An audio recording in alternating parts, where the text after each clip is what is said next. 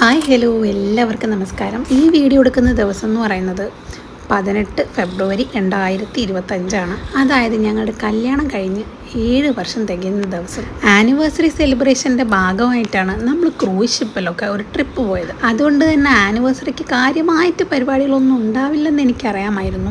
അപ്പോൾ ഞങ്ങൾ വിചാരിച്ചു ഇപ്രാവശ്യത്തെ ആനിവേഴ്സറി ഞങ്ങളുടെ 2 പേരുടെ ഫാമിലിയായിട്ട് സെലിബ്രേറ്റ് ചെയ്യാമെന്ന് വിചാരിച്ചു. അതിന് നല്ലൊരു സ്പോട്ടൊക്കെ കണ്ടുപിടിച്ച് വെച്ചിട്ടുണ്ടായിരുന്നു. പക്ഷെ നമ്മളിങ്ങനെ കുറേ ആലോചിച്ച് വെച്ചിട്ട് കാര്യമില്ലല്ലോ. മുകളിലിരിക്കുന്ന ആളെ കൂടെ അതിന് അപ്രൂവൽ തരണ്ടേ. 2 പിള്ളേർക്കും അടുപ്പിച്ചൊരു പനി വന്നു. അതോടെ ഞങ്ങളുടെ പ്ലാനിങ് ഒക്കെ വെള്ളത്തിലായി. അങ്ങനെ ഇതാ ഞങ്ങളുടെ ആനിവേഴ്സറി ഡേക്ക് ഒരു പ്ലാനിങ്ങും ഇല്ലാത്തതുകൊണ്ട് നേരെ അമ്പലത്തിൽ പോകാമെന്ന് വിചാരിച്ചു. അതിപ്പോൾ ഏതൊരു നല്ല കാര്യമാണെങ്കിലും ഞങ്ങൾ രാവിലെ അമ്പലത്തിൽ പോയിട്ടേ ബാക്കി പരിപാടികൾ ചെയ്യാറുള്ളൂ. എൻ്റെ ഹെയറിൽ കാര്യമായിട്ട് പരിപാടികളൊന്നും എനിക്ക് ചെയ്യാൻ പറ്റിയില്ല. കാരണം കുളിച്ച പാടങ്ങി ഇറങ്ങി വരെയായിരുന്നു. അപ്പോൾ കുറേ പേരിപ്പം നടുവിലിങ്ങനെ മുടി സ്പ്ലിറ്റ് ചെയ്ത് അങ്ങോട്ടും ഇങ്ങോട്ടും ഇടുന്ന ഒരു സ്റ്റൈൽ കണ്ടു. അപ്പോൾ ചുമ്മാ ഒന്ന് പയറ്റി നോക്കിയതാണ്. എനിക്കിപ്പോൾ വീഡിയോ കാണുമ്പോൾ ഇതൊട്ടും ചേരാത്ത പോലെ തോന്നി. പിന്നെ അമ്പലത്തിലേക്കല്ലേ, അധികം ആഡംബരമൊന്നും വേണ്ടല്ലോ. ഈ ഒരു ആനിവേഴ്സറി ഡേക്ക് ശേഷം നമ്മളെല്ലാവരും കിടപ്പിലായിരുന്നു എന്നല്ല, ഇപ്പോഴും കിടപ്പിലാണ്. പക്ഷേ ഇപ്പോൾ അവസ്ഥ കുറച്ച് ബെറ്ററായെന്ന് പറയാം. അങ്ങനെ വീട്ടിലെത്തി ഡ്രസ്സൊക്കെ ചേഞ്ച് ചെയ്ത് ഞങ്ങൾ പുറത്തേക്ക് ഇറങ്ങി. പ്രത്യേകിച്ച് ഒരു ലക്ഷ്യം ഉണ്ടായിരുന്നില്ല. അങ്ങനെ ഭക്ഷണം കഴിക്കാനുള്ള സമയമായപ്പോൾ നമ്മൾ നേരെ ഒരു റെസ്റ്റോറൻറ്റ് കയറി. നിങ്ങളിതിൻ്റെ പേര് ശ്രദ്ധിച്ചിട്ടുണ്ടാവും, സമുദ്ര തീരം. പേര് പറയുന്ന പോലെ സമുദ്രത്തിൻ്റെ തീരത്തായിട്ടുള്ള ഒരു റെസ്റ്റോറൻറ്റ് തന്നെയാണിത്. ഞങ്ങൾ 2 പേരും കുറേ പേര് ഇങ്ങനെ റിവ്യൂ പറഞ്ഞത് കേട്ടിട്ട് ചുമ്മാ കയറി നോക്കിയതാണ് കേട്ടോ. ഹൈപ്പ് കൊടുക്കുന്ന അത്രയുള്ളതായിട്ട് എനിക്ക് തോന്നിയില്ല, ഒരു ആവറേജ് അത്രയേ ഉള്ളൂ. പിന്നെ അവിടെ ഉണ്ടായിരുന്ന സ്റ്റാഫുകളൊക്കെ വളരെ അടിപൊളിയായിട്ട് കേട്ടോ പെരുമാറിയത്. സത്യം പറയുകയാണെങ്കിൽ ഈ ഒരു ദിവസത്തെ വ്ളോഗ് ഞാൻ ഇടണമെന്ന് ഒരുപാട് പ്രാവശ്യം ആലോചിച്ചു. പിന്നെ ആലോചിച്ചപ്പോൾ എന്തിന് ഇടാതിരിക്കണം എന്ന് തോന്നി.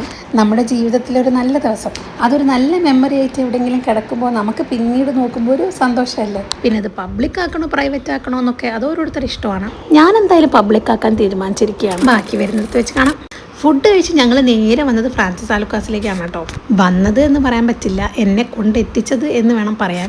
കല്യാണം കഴിഞ്ഞത് 7 വർഷമായി. ഇത്രയും വർഷത്തിൻ്റെ ഇടയ്ക്ക് എനിക്ക് ആദ്യമായിട്ടാണ് ഒരു സർപ്രൈസ് എനിക്ക് കിട്ടുന്നത്. എല്ലാ കൊല്ലവും എന്തെങ്കിലും ഗിഫ്റ്റൊക്കെ ആയിട്ട് തരും.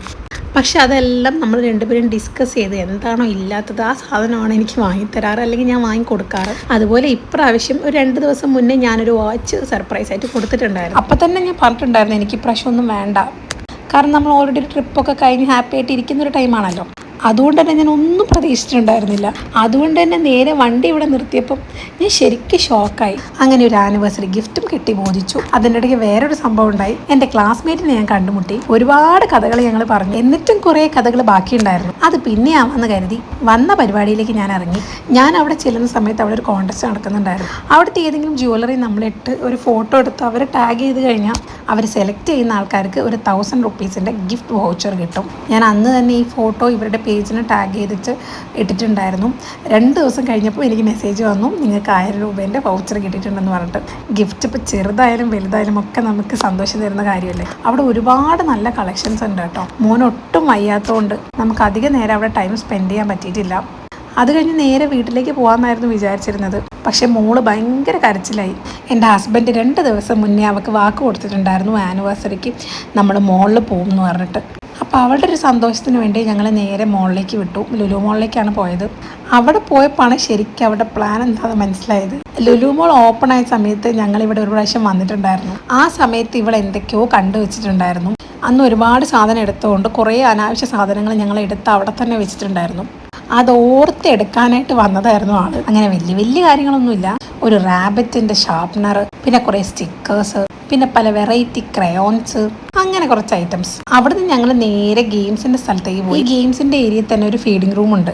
അപ്പോൾ അത് ആദ്യം ഞങ്ങൾ കണ്ടുവച്ചിട്ടുണ്ടായിരുന്നു. അപ്പോൾ മോക്ക് കളിക്കുകയും ചെയ്യാം, ഇവനെ ഫീഡ് ചെയ്യാം എന്നുള്ള ഒരു ലക്ഷ്യത്തോടെയാണ് നമ്മൾ അങ്ങോട്ട് പോയത്. കുറച്ച് പാലൊക്കെ കുടിച്ചപ്പോൾ ആൾ കുറച്ചൊന്ന് ഓക്കെ ആയി. പിന്നെ നമ്മളോട് സ്നേഹമുള്ള കുറേ ആൾക്കാർ ഇങ്ങനെ മെസ്സേജ് അയച്ചും കോൾ ചെയ്തൊക്കെ പറയുന്നുണ്ട്, മോൻ്റെ വീഡിയോസ് അധികം ഇടണ്ട, മോന് കണ്ണ് പറ്റും എന്നൊക്കെ പറഞ്ഞിട്ട്. എല്ലാവരുടെ സ്നേഹത്തിനും കൺസേണിനും ഒക്കെ നന്ദി. എനിക്ക് മൊത്തമായിട്ട് അവനെങ്ങ് ഒഴിവാക്കാൻ പറ്റില്ല. അവനില്ലാതെ നമ്മുടെ ഫാമിലി കംപ്ലീറ്റ് ആവില്ല. പിന്നെ മോളെ കാര്യമാണെങ്കിൽ എനിക്ക് ഒന്നും ചെയ്യാൻ പറ്റില്ല. അവൾക്ക് അത്രയും ഇൻട്രസ്റ്റ് ഉണ്ട് ഇതിൽ. അവൾ ഇങ്ങോട്ട് പറയുന്നതാണ് വീഡിയോ എടുക്കുക. എന്തായാലും ഇനിയുള്ള വ്ളോഗിൽ ഞാനത് ശ്രദ്ധിക്കാം. ഞാൻ ഈ ചാനൽ മെയിനായിട്ട് തുടങ്ങാനുണ്ടായ റീസൺ എന്താണെന്ന് വെച്ചാൽ, ഞങ്ങൾ എവിടെയെങ്കിലും ട്രാവൽ പോകുന്ന സമയത്ത് അവിടുത്തെ വിശേഷങ്ങൾ പങ്കുവെക്കാനും പിന്നെ എനിക്ക് കുറച്ച് കഥകളും കാര്യങ്ങളും പറയാൻ ഇഷ്ടമുള്ളതുകൊണ്ട് അങ്ങനത്തെ കുറച്ച് കണ്ടന്റുകളും ഇടാമെന്ന് വിചാരിച്ചിട്ടാണ്. ഇനി അങ്ങനത്തെ വ്ളോഗുകളായിരിക്കും അധികവും. അങ്ങനെ നമ്മൾ തിരിച്ചു പോവുകയാണ്.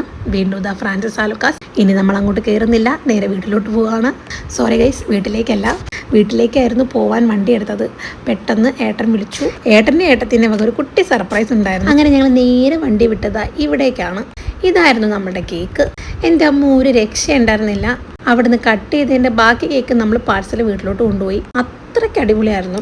ഇതാണ് ഞങ്ങളുടെ കുട്ടി ആനിവേഴ്സറി വ്ളോഗ്. എവിടെയും പോകാൻ പറ്റാതെ വീട്ടിലിരുന്ന് ആഘോഷിക്കേണ്ടി വരുമോ എന്ന് വിചാരിച്ചെടുത്ത് ഇത്രയൊക്കെ ചെയ്യാൻ പറ്റിയതിൽ ഭയങ്കര സന്തോഷം. അതുപോലെ ഇന്നത്തെ സർപ്രൈസ് നമ്മൾ പറഞ്ഞു ചെയ്യുന്നതും ഒരാൾ അറിഞ്ഞ് ചെയ്യുന്നതും തമ്മിൽ നല്ല വ്യത്യാസമുണ്ട്. അതുകൊണ്ട് നിങ്ങളും നിങ്ങളുടെ പാർട്ട്ണർക്ക് ഇങ്ങനെ സർപ്രൈസ് ആയിട്ട് ഒരു ഗിഫ്റ്റൊക്കെ കൊടുക്കൂ.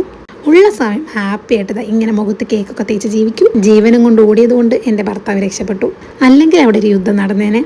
എന്തായാലും ഇങ്ങനെ ഒരു നല്ല ദിവസം തന്നതിന് ദൈവത്തിനോട് നന്ദി പറയുന്നു. അതിൻ്റെ കൂടെ എന്തിനാണ് ഈ പനിയും തന്നതെന്ന് എനിക്ക് മനസ്സിലായിട്ടില്ല. ഒരു സന്തോഷത്തിനൊരു ദുഃഖം ഉണ്ടെന്ന് പറയുന്നത് വെറുതെ അല്ല. അപ്പോൾ എല്ലാവർക്കും ഹാപ്പി ആയിട്ട് സമാധാനമായിട്ട് ഇരിക്കാൻ പറ്റട്ടെ. അപ്പോൾ അടുത്ത വ്ളോഗുമായിട്ട് കാണുന്നവരേക്കും ബായ്.